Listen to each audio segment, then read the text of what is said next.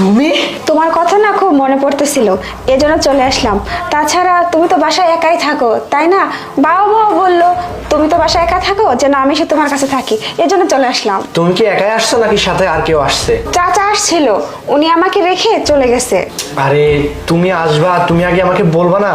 সে তাহলে তো আমি সবকিছু রেডি করে রাখতাম। তোমার কি তৈরি করতে হবে?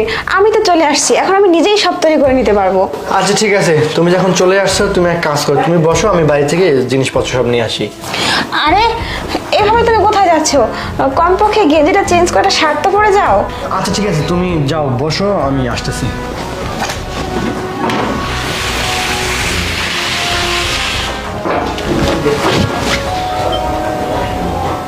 ঠিক আছে, তুমি বসো, আমি দেখতেছি। কি ব্যাপার না, আমি তোমাকে ফোন দিচ্ছি, এসএমএস করতেছি, কোনো রিপ্লাই দিচ্ছ না, কি হয়েছে তোমার? আর এই মেয়েটা কে? নয়ন, কে এই মেয়েটা? ও হচ্ছে আমার এক দুঃসম্পর্কের